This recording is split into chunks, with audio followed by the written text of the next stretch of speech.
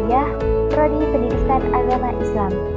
Video ini dibuat untuk memenuhi salah satu tugas mata kuliah Pendidikan Kewarganegaraan dengan dosen pengampu Bapak Raden Ahmad Muhammad Musta'ina Soha, SH, MH, MA.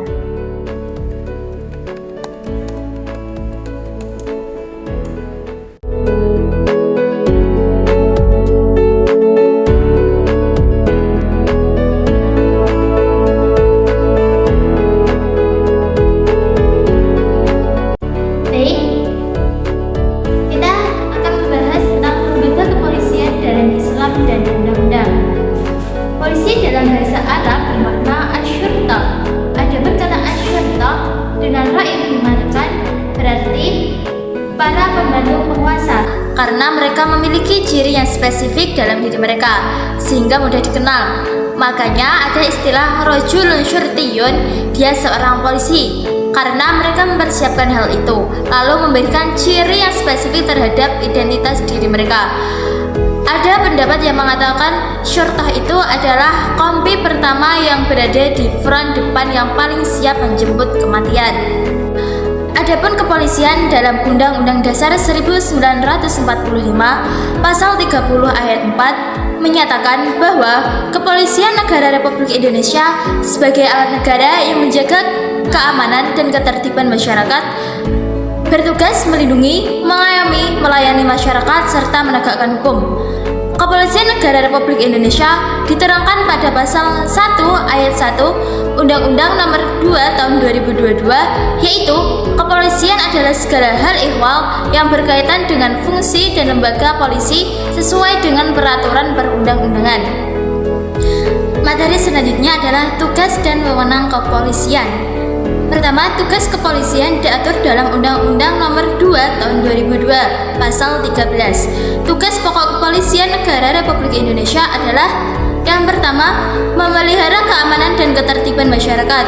Yang kedua, menegakkan hukum. Dan yang ketiga, memberikan perlindungan, pengayoman dan pelayanan kepada masyarakat.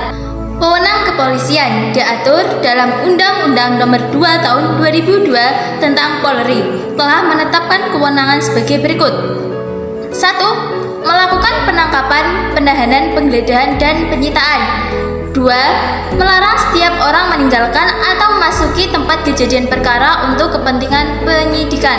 3. Membawa dan menghadapkan orang kepada penyidik dalam rangka penyidikan. 4.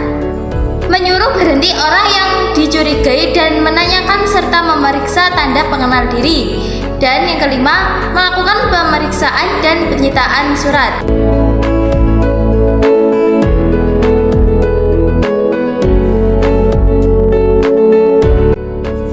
Baik, selanjutnya kita akan membahas tentang kepolisian melawan pemberontakan. Pengertian pemberontakan. Pemberontakan dalam pengertian umum adalah penolakan terhadap otoritas. Pemberontakan dapat timbul dalam berbagai bentuk, mulai dari pembangkangan sipil hingga kekerasan terorganisir yang berupaya meruntuhkan otoritas yang ada. Istilah ini sering pula digunakan untuk merujuk pada perlawanan bersenjata terhadap pemerintah yang berkuasa, tapi dapat pula merujuk pada gerakan perlawanan tanpa kekerasan. Orang-orang yang terlibat dalam suatu pemberontakan disebut sebagai pemberontak. Perbuatan makar atau pemberontakan merupakan suatu tindakan pidana yang diharamkan dalam hukum pidana Islam. Hal ini dijelaskan di dalam hadis Rasulullah SAW yang berbunyi, barang siapa yang tidak taat kepada penguasa dan memisahkan diri dari jamaah atau penguasa yang direstui rakyat, maka orang tersebut bila mati, matinya tergolong mati dalam keadaan jahiliyah atau kafir. Hadis riwayat Muslim. Pemberontakan atau al-baghyu berasal dari akar kata bagho. Secara arti kata berarti menuntut sesuatu. Pengertian tindak pidana pemberontakan atau makar secara terminologi dijelaskan oleh Haji Zainuddin Ali, yaitu usaha atau gerakan yang dilakukan oleh suatu kelompok dengan tujuan untuk menggulingkan pemerintah yang sah. Kemudian Haji Ahmad Wardi Musri menjelaskan bahwa pemberontakan adalah pembangkang terhadap kepala negara atau imam dengan menggunakan kekuatan berdasarkan argumentasi atau alasan.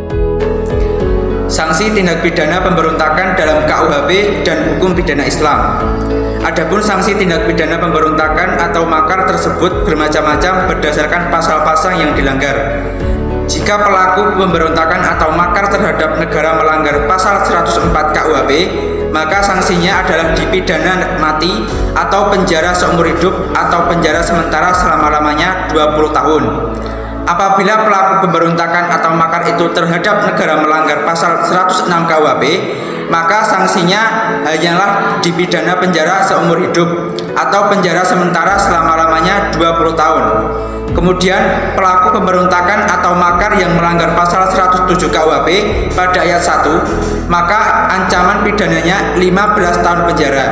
Jika melanggar ayat 2 pasal tersebut, maka sanksinya adalah dihukum penjara seumur hidup, penjara sementara selama-lamanya 20 tahun.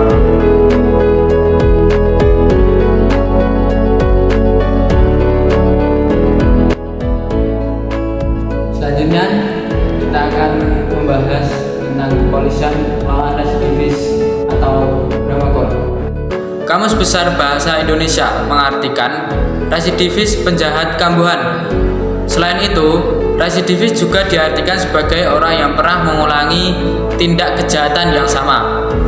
Dikutip dari laman Kemenkumham, residivis adalah orang yang melakukan tindak pidana berulang. Artinya, orang tersebut adalah menerima hukum atas tindak pidananya, tetapi kembali mengulangi tindak pidana serupa. Selain residivis atau residivis, pelaku pengulangan tindak pidana ini juga disebut sebagai Bramakora. Selanjutnya, penyebab residivis. Yang pertama, kurangnya pendidikan. Yang kedua, kemiskinan. Yang ketiga, tidak keluar dari lingkungan lama.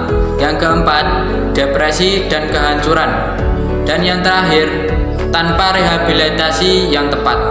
Selanjutnya, memerangi residivis atau Bramakora. Dalam kitab Ahkam Sultaniyah dijelaskan bahwa jika sekelompok penjahat berkumpul untuk melakukan serangan bersenjata dan melakukan pembegalan di jalan, dan mereka merampas harta, membunuh nyawa manusia, serta mengganggu orang yang jalan, mereka termasuk orang yang melakukan pemberontakan. Seperti yang dijelaskan dalam firman Allah Subhanahu wa taala, A'udzu billahi minasyaitonir rajim. Bismillahirrahmanirrahim. Innama jazaa'ul ladzina yuharijuna Allah wa rasulahu ويسعون في الأرض فسادا أن يقتلوا أو يسلبوا أو تقطع أيديهم وأرجلهم من خلاف أو ينفوا من الأرض ذلك لهم خزي في الدنيا ولهم في الآخرة عذاب أليم. Yang artinya, sesungguhnya pembalasan terhadap orang-orang yang memerangi Allah dan Rasul-Nya dan membuat kerusakan di muka bumi hanyalah mereka dibunuh atau disalib atau dipotong tangan dan kaki mereka dengan timbal balik atau dibuang di negeri tempat kediamannya. Surat Al-Maidah ayat 33. Sekian presentasi dari kami. Semoga dapat memberikan manfaat dan pemahaman untuk kita semua mengenai materi kepolisian negara.